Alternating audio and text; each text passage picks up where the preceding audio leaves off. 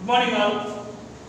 We will continue with the second session today. Hope you all are very clear understanding the basic concepts the last class. So we will move to the next topic today, which is essential elements of valid contract. So what do you mean by essential? Essential means what are all the requirements, clear requirements for a contract. When you say clear requirements for a contract, these are all absolutely needed for an agreement to mature. Mature means convert into a contract. First point, if you see, it is offer and acceptance. The offer and acceptance, as I said, is equal to agreement. A is equal to O plus A. Right? Agreement is equal to offer plus acceptance. When you say, as I said, A wishes to sell his car to B for 1 lakh. Now, the subject matter of the offer is called car. A is the offerer who offers. B is the offeree who buys the product, car. Car is the subject matter of the offer. Therefore, the agreement is covering all these parties. One is offerer A, offeree B, subject matter car, price 1 lakh. Maybe there will be additional things like the time and the place where the agreement is to be executed. That will be part and parcel of the agreement. The second part of it is acceptance.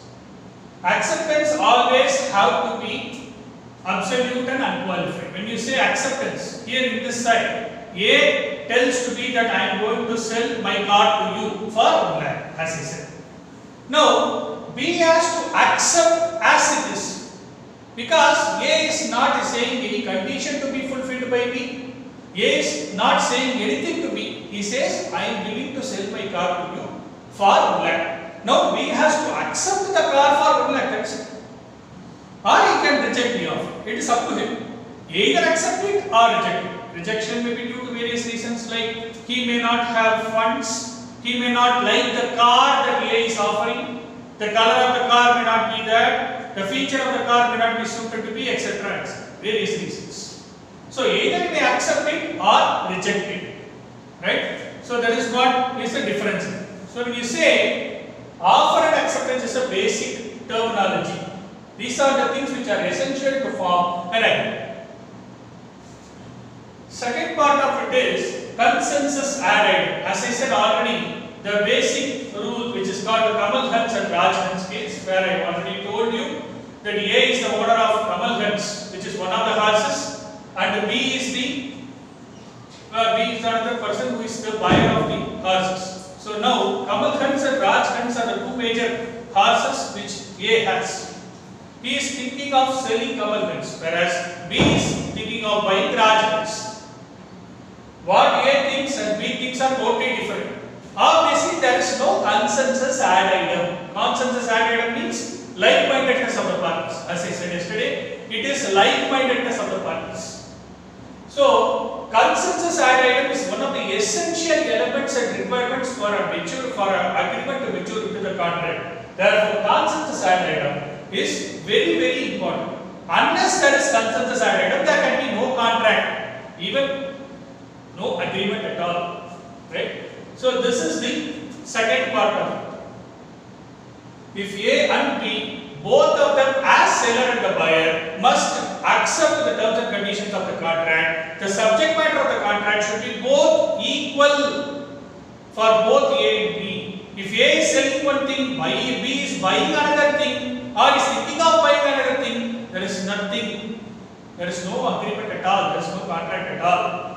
A and B must agree to the subject matter, which should be one and the same. It should be equal. The subject matter of the same, the subject matter of the purchasing, both should be the same. Then only A and B are in like-mindedness. Then only A and B are in unique thing. Right? That is the second part of it. Third is lawful consideration. As I said, condition is always something in return. So in the instant case, let us take the same example. A is selling his car to B for 1 lakh. B is buying A's car. Therefore, A is the seller and B is the buyer. Now what happens is, if A is selling his car to B for 1 lakh, for B he is getting the car. For A he is getting 1 lakh money from B. Therefore, both of them stand to exchange the products for money. Right? So A is exchanging his product for money and B is exchanging his money for a product. Therefore, both of them stand to gain from the transaction. In a consideration in the essential element of contract is one of the important aspects, because in consideration or being the part of agreement, nobody should only stand to gain, nobody should only stand to lose. Both of them should gain from the contract. There should not be any sacrifice without gaining another thing. If I sacrifice without gaining another, or if the other person sacrifices without gaining anything, there is nothing in the agreement. There is no such sacrifices at all validly acceptable or recognizable by law. I should sacrifice, instead I should get something. The other person should sacrifice, instead he should get something. So, something in return is consideration. Another part of consideration is that consideration should be valuable, it should be measurable. For example, if I am going to sell my car to B, it is not a value statement. I am going to sell my car to B for 1 lakh. So you are adding value in terms of money, making the money worth for the subject matter of the contract, which is car. My car is worth 90,000, I am selling it for 1 lakh. Maybe I will sell it for a profit of 10,000. That is okay, that is entirely up to me. But the entire sale of the car is 1 lakh, the price money. Therefore, the price money of 1 lakh is the price or the value that I fix for my car. B is ready to pay me 1 lakh. I am ready to deliver my car to B. Therefore, there is a mutual agreement between the parties. And the value is fixed for the car. And the value which is measurable is called the consideration. The most important part of consideration is that it should be always lawful. I cannot always have an unlawful consideration. For example, if I am going to let out my house, I am the owner of the property, I am going to let out my house on a rental basis to B for 50,000 rupees rent. Okay, but my house which is going to be used by B for residential purpose, I am okay. But if B is going to use my house for smuggling purpose, entirely for smuggling purpose, or for drinking purpose, or for any other illegal activities, then probably the objective of letting out the house is not legal. Therefore, as a owner, I will be held responsible. As a tenant is doing smuggling or illegal activities, he will be responsible. Therefore, the letting out of the house for a rental purpose and the usage of the purpose should be lawful. If I am letting out the house for 50,000 rupees consideration, but the purpose of me letting out is something which is unlawful, which I may or may not know, but again the tenant is using it for unlawful purposes or illegal purposes, the purpose of the consideration is unlawful. Therefore, contract becomes void and is not valid or legally recognizable. Then comes capacity to contract.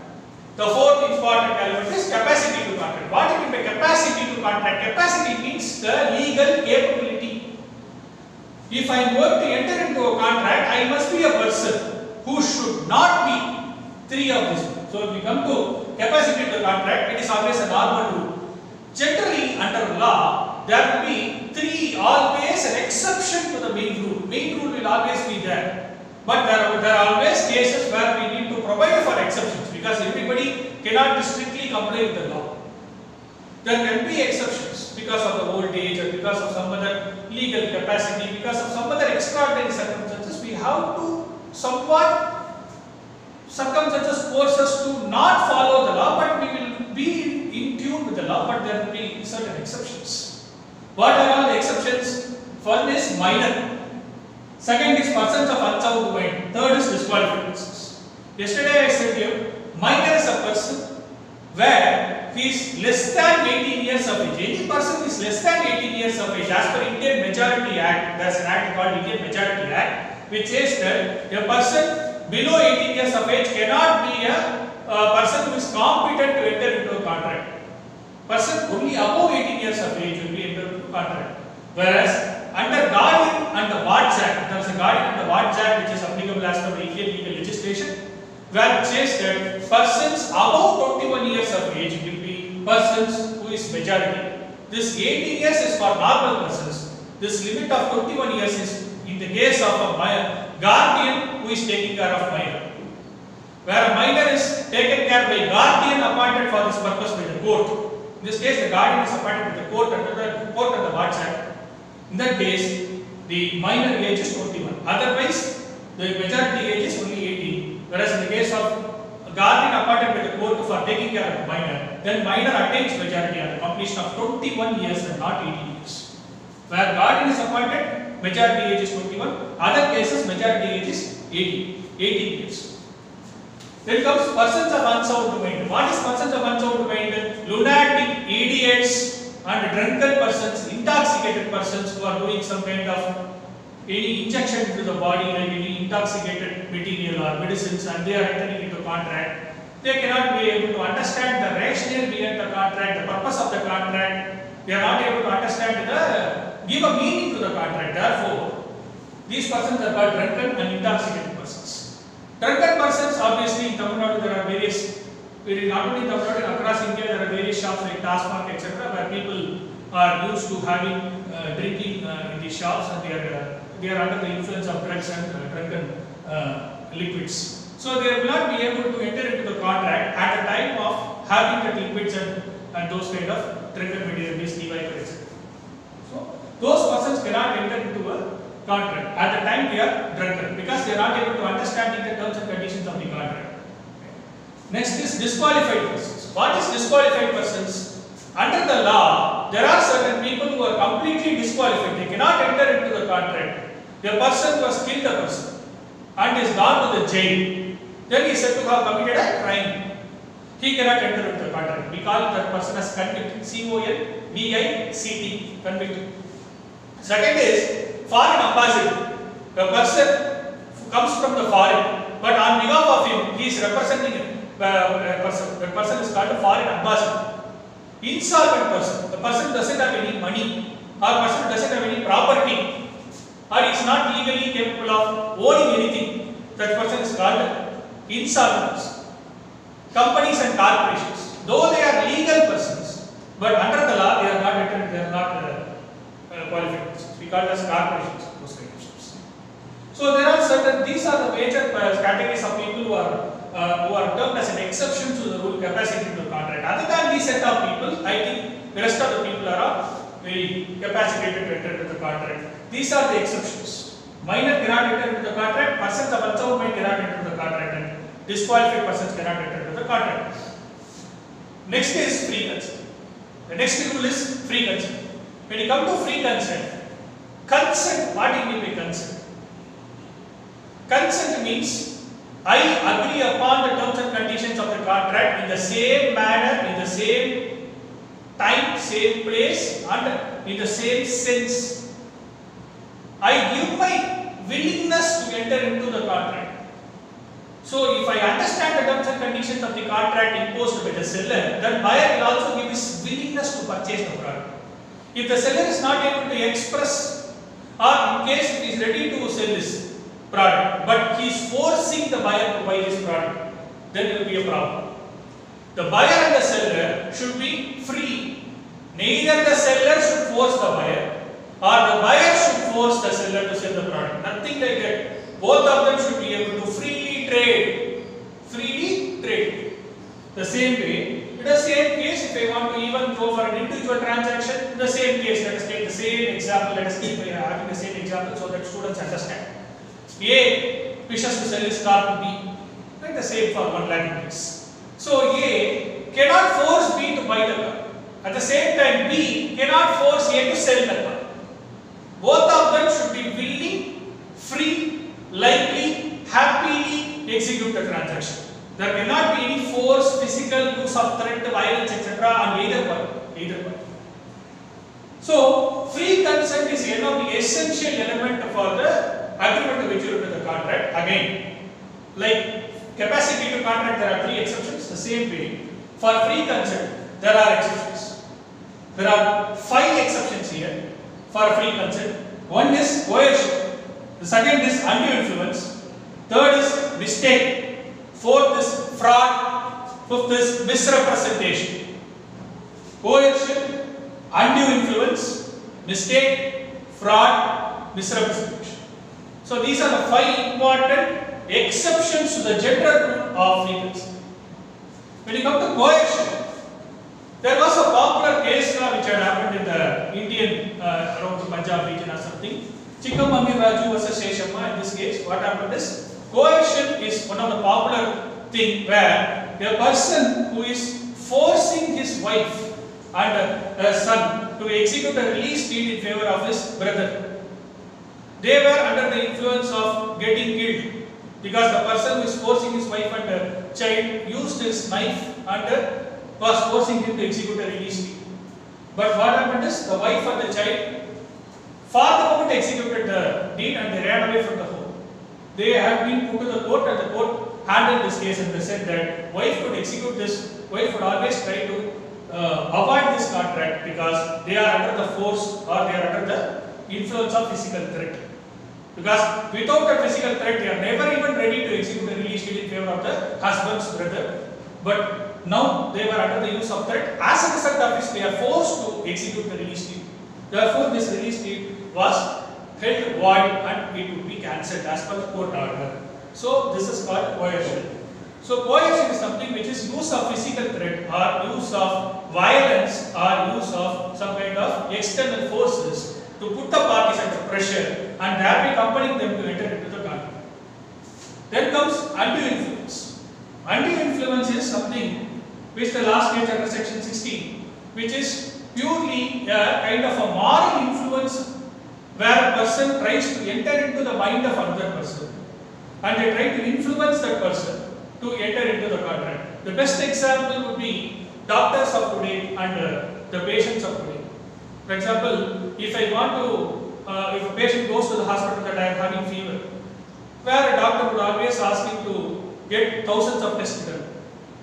For a fever, they used to take X-ray, MRI, etc. So what happens is, for this kind of stuff, where the client is of a weak-minded person, he may obviously go into get into thousands of tests, and he comes to the doctor, and the doctor says that, hey, I give you dose, obviously.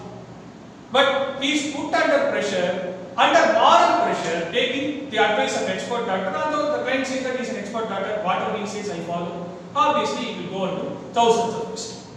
So now, if you see the definition under the influence, it means that the person is trying to influence the mind of another person. That is, one person influencing mind of another person, getting into the mind of another person, and using that position to obtain unfair advantage over the other person. Here, doctor uses his position to obtain unfair advantage over the client because he puts him under thoughts of test. The test costs 1,000, 2,000, 3,000, 4,000 rupees. He spends enormous amount of money, get the test done. Obviously, we all feel that the result of this should be good, but if the result of this should be bad, the doctor wins. He amasses lots of it.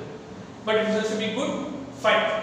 And again, he is put under pressure to do lots of tests. This is called undue influence. The same example holds good for a religious disciple and a guru who roots. For example, there is for a client is a weak-minded person, and he is having lots of problem in his life. He approaches a religious guru where that weak-minded client, when he says that I always have a problem, sir, when I drive a bike. I always have a problem when I am running my house. There are lots of bugs coming. There are lots of insects frequently coming. Obviously, what happens is when the client is getting into lots and lots of these personal problems, when he approaches a religious guru, what the religious guru will do? He will ask the client to do thousands of Ganpati puja, thousands of puja. They will put the client into lots of pressure. And what happens is because of the personal problems, they will end up amassing so much of expenses in doing puja, and this religious guru takes unfair advantage of the client and asks him to perform pujas, and obviously the client incurs lots of expenses. So these are the cases where undue influence is there. Another important aspect of undue influence is Vajid Khan case. In this case, what happened is there was a client who was influenced, was an old lady, she was an illiterate person. She has been asked with advocate to execute a property deed in favor of the advocate. But the old woman had to execute it because we believed that advocate was a popular and educated person. She had released to execute it, the property deed. The advocate had amassed the property, and the case went to the court. The woman filed a suit, and the court said that this is a clear case of undue influence because the advocate, having known the fact that the woman is illiterate, she had been unduly influenced, and he had taken unfair advantage over the lady because of her illiteracy, and she had fraudulently induced her. So that is the case of undue influence, Vajidlan case. And the next is Pardanas in women. Another important aspect of undue influence is Pardanas in women. For a Muslim category, right, in this case, what happens is they used to generally wear a black dress as per their Muslim customs. The ladies, they are not supposed to meet. They observe complete seclusion from the society. They observe complete distance from the men people or anything from the society. They will not talk to such people, you also know, right? So those are the categories called Pardanas in women. So law specifically puts a small provision under undue influence under section 16b, which talks about Pardanas in women contracts. The person who enter into a contract with a Pardanas in women first have to ensure that if he wants to escape liability under the contract, if he wants to say that I don't want to get any case filed against me, he has to prove the three important aspects. The Pardanas in women, the lady is a Pardanas in women, point number one. The second is the contract has been completely read out, and he has to ensure that the Pardanas in women understands it clearly, language is clear, and she is able to make independent advice out of the contract, which means that she is able to form a rational judgment and she is able to understand the terms and conditions of the contract spelled out to her by the other party, and she is able to fully understand the terms and conditions, and she is giving her willingness only because of her. She is not influenced by the former party. That is a very important aspect. That is contract with Pardanas in women as per provisions of section 16. Okay. Then comes mistake. Third part is mistake. Under the law of the contract, which is a third exception to the free concept, mistake generally classified into mistake of law and mistake of fact. There are two categories: mistake of law, mistake of fact. Mistake of law generally does not recognize the person who is saying that I don't know the law. Law has to be known to every citizen of India if he is born as an Indian citizen. So, for example, if you are owner of a car or a bike, you should know the Motor Vehicles Act. You should know that you should be able to drive the contract. You should be able to drive the motor vehicle or the car as per the rules of the Indian traffic provisions. If you know that, you should know that you should validly hold a driving license issued by the RTO, Regional Transport Office. If you are not able to own it, or if you don't know the law, but you still drive a vehicle without license, you will be held and guarded under the provisions of Motor Vehicles Act by the Indian Traffic Police. Mistake of fact. What is mistake of fact? There is a fact that you pronounce, but what happens is you believe that fact to be true, but it is actually mistake. For example, A was selling 1000 gallons of oil to B, but he felt that the oil is in a good condition. He felt it and he believed it, but also believed that there were 1000 tons of oil in this factory.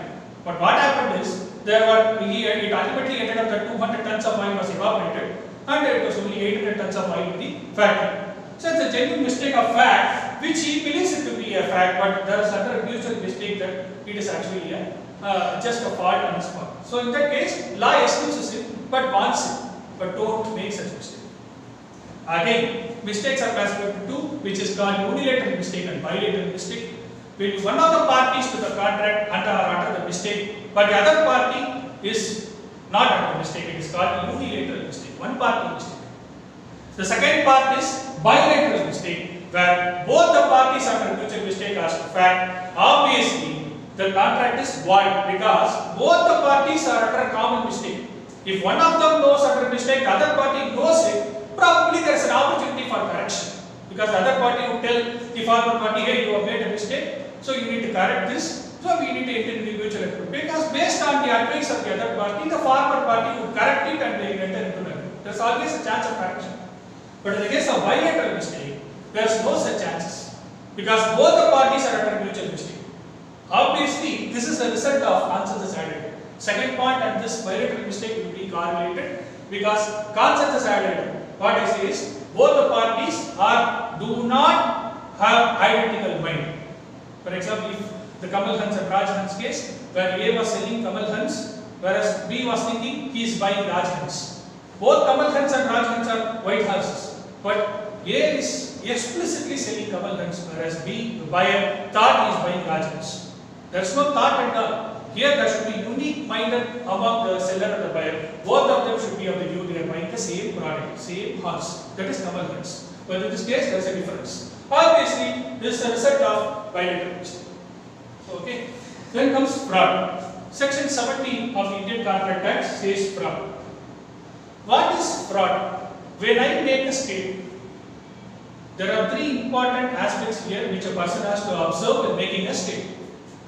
When I make a statement, the purpose of the statement is such that it is tending to deceive the other person. For example, if I say I am the representative of a big house, I am going to sell 1,000 kgs of a big value clothes to you. But in fact, the purpose of such statement is only to induce other person to enter into the contract, nothing else. But the statement itself is false. I know it is false. And I am going to pronounce it for the purpose of inducing other person to buy my product. Here you need to understand, when the statement is false and having known it is false, I am still pronouncing the statement and I am forcing which obviously results in the other party induced by making such a representation and is willing to buy the product. So obviously I am inducing the other person based on my false statement to enter into a contract with me, which is called fraud. The only difference between fraud and misrepresentation under section 17 and section 18 is that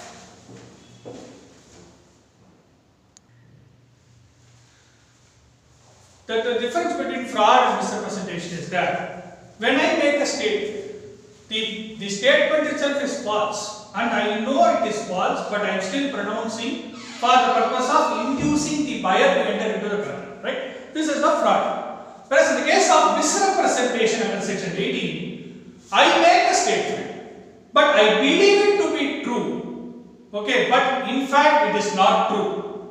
But I believe it to be true. To the honest sense of mind, I believe it to be true. I still make a pronouncement that the statement is true, but subsequently, apparently, it happens to be false. It is not my mistake because I believe it to be true. So that is a misrepresentation. So what are the effects of such? So all these 5 exceptions: coercion, undue influence, fraud, misrepresentation and mistake. Except for fraud, which is a clear case of a fraudulent activity. The rest of the 4, that is coercion, undue influence, mistake and misrepresentation. These 4 cases, the party who is injured by such a statement.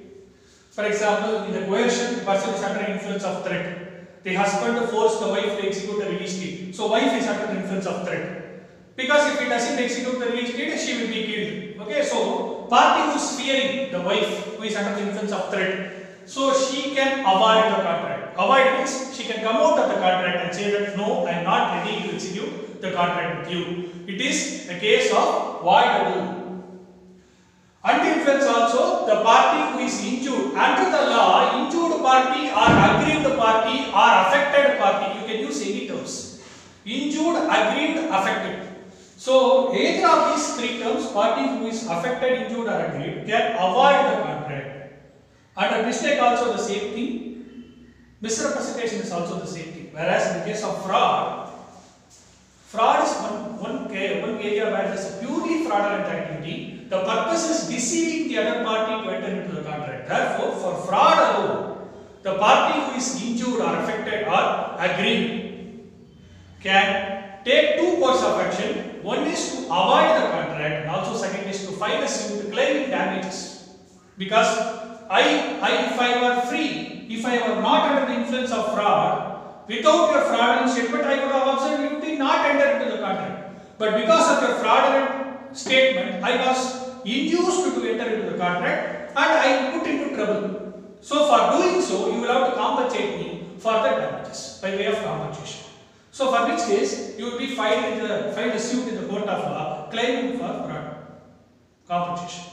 So fraud alone we have 2 remedies, which is avoiding the contract, normal remedy. Second is suit But other than that fraud, for the rest of the four, as I said, coercion, influence, mistake and misrepresentation, the affected party can avoid the contract. Therefore, in this free consent, all these five categories, it is a clear case of voidable contract. That is why we call it as voidable contract. Because as per the definition of voidable contract under Indian Contract Act, as per the first class what we discussed, the contract which is voidable or avoidable or cancelable or coming out at the option of one of the parties but not at the option of other or others is a voidable contract as per definition. So here one of the parties who is ready to avoid the contract is the injured party, because obviously he is the sufferer. So injured party can avoid the contract and come out of the contract and say that no, I am not ready to execute further this contract. So he is trying to avoid the contract. So it's a clear case of voidable contract. Right?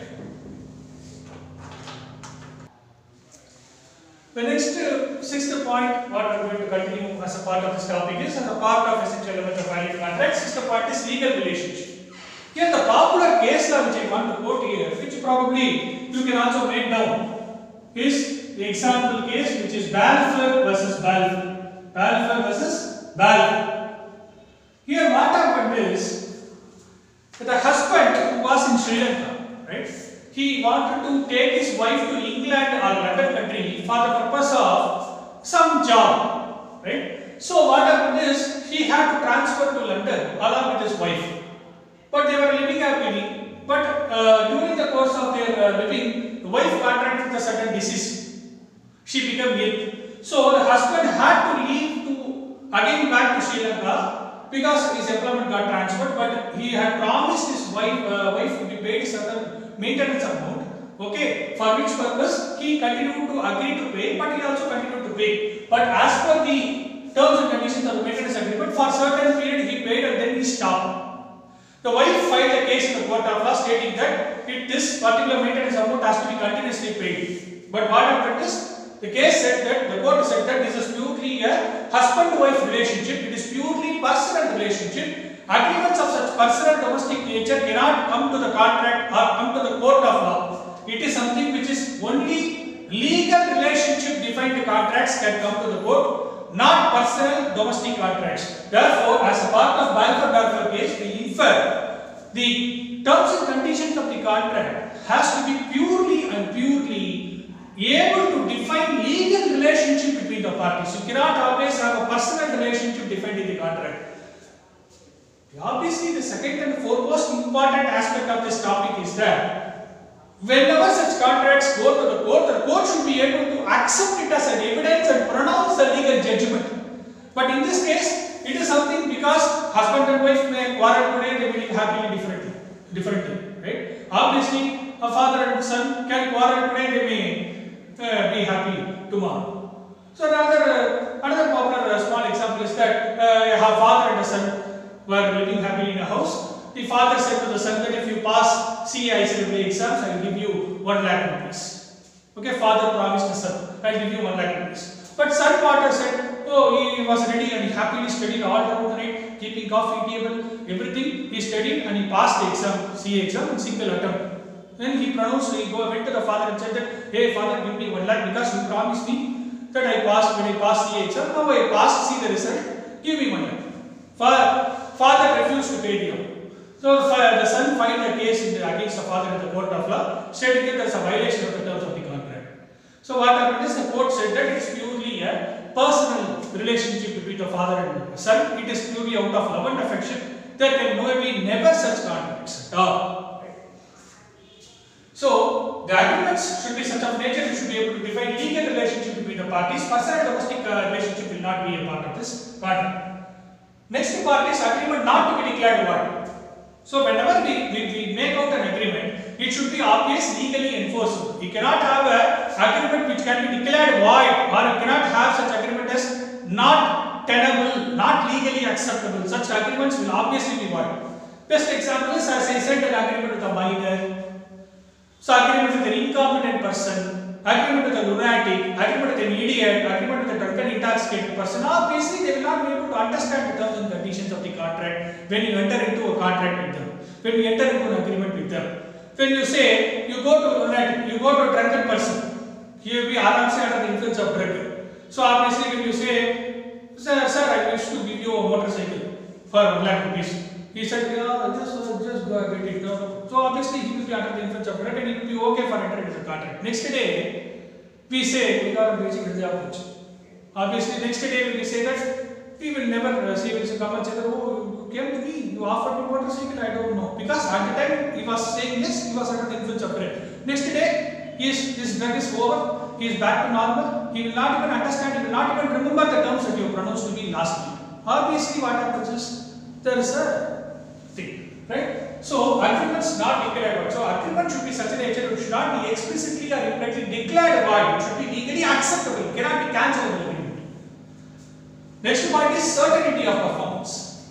See here as I told yesterday, there was a person A, right? He promised to pay B 3 lakhs rupees to B, saying that if B takes A to the space is, as you say, it is a space station, it is in a galaxy or a satellite area. He wants to take it there and he wants to live there for 10 days and come back. For doing so, A is going to pay B 3 lakhs rupees as if B is a travel agent to the space. This is a funny thing. So now, obviously it is very difficult for a person to take a person to the space station. Space is somewhere in the galaxy, it is in the universe. We cannot go less like that going to Kumbakonam, Tiruchi or any other place, right? So, for paying an amount of 3 lakhs, the performance, is it certain? Is it possible? No. Because traveling to space is totally impossible. Your health condition has to be there. There has to be 6 months fitness program you have to understand. You have to undertake. Only when you are fit it is possible. If you are not fit it is not possible. So, there are certain steps involved. There are formalities involved which is totally impossible to do. Where the agreement which is there which is totally impossible to do, and for which the person is paying consideration to do an impossible act, such agreement is void. Therefore, the performance under the contract should be certain and possible of performance. Then legal formalities. Last is legal formalities. The last and the ninth point, which is very, very important for an agreement to venture into contract, is legal formalities. What is legal formalities? Contract has to be in writing. It has to pronounce clearly the terms and conditions of the contract. The person who is entering into the contract, his rights, his duties, his obligations, his responsibilities, his tasks defined under the contract in a clear manner. Person who is accepting the terms and conditions of the contract, the acceptor side, he should be able to understand the terms and he should be able to give his consent, the contract, etc. And both of them should sign the contract, both of them should understand the terms and conditions of the contract. The contract paper has to be stamped and there has to be proper witness, which is 2 or 3 witnesses as a part of signaturing the transaction and the contract, stating that this contract is personally witnessed by so and so, by 2 or 3 witnesses who should signature the transaction and saying that this particular transaction is vouched by us. Yes, on this particular day, on this particular time, there were 2 parties who entered into an agreement and this agreement is, yes, perfectly witnessed and executed. So, as I said, all these 9 elements of the contract has to be absolutely fulfilled in order for an agreement to have matured into the contract. Right? That is very, very important aspect or element which is there. Right? So, this is another important thing which you need to be very, very clear. So, as I said, what are the 9 points? Offer, acceptance, consensus ad idem, then lawful consideration, then capacity of the parties. Again, within capacity of the parties, that is a general rule. There are exceptions. What are the exceptions? Minor, persons incompetent to contract, like lunatics, insolvents, idiots, drunken, intoxicated persons. And the persons, third category, disqualified by law, which are obviously insolvents again, and then ambassadors, then convicts, governments, corporations, etc. They are people who cannot enter into the contract. Then the fourth is, as I said, fourth is capacity to contract exception. Fifth is free consent. Consent has to be free, that is a general rule. Again, there are exceptions. Coercion, undue influence, misrepresentation, fraud, mistake. These are the 5 important exceptions. Coercion, Chikam Amiraju versus Seshamma case law. Undue influence, Majid Khan case. fraud, derive versus speak is there. Misrepresentation, again derive versus speak is there. And mistake, we have Great Atlantic travel risk versus Great Atlantic Pacific versus travel risk salvage. Great Atlantic Pacific versus travel risk salvage. These are the 5 important case laws which are under the respective topics. Okay. This is the exceptions under free consent. Sixth point is, as I said, which is there in the board, legal relationship, Balfour versus Balfour. Agreements of domestic personal nature cannot be contracts. Only such contracts which give rise to legal relationship, be capable of enforcing in the court of law, acceptable by the court of law as a contract, as agreement. It is said to be legally defined relationships, which is a very important essential element of the agreement to mature into the contract. Then agreements not declared void. What is agreement not declared void? Agreements which should never be declared void, which should always be valid. It should always be valid. Then comes certainty of performance. What is certainty of performance? Agreement should always be certain, definite and capable of performance. Agreement to do impossible act, which is said to be not acceptable. And last is legal formalities. As I said, it is signature, forms, terms and conditions, stamp and press. Let's finish this topic. If you have doubts, please get back. Thanks.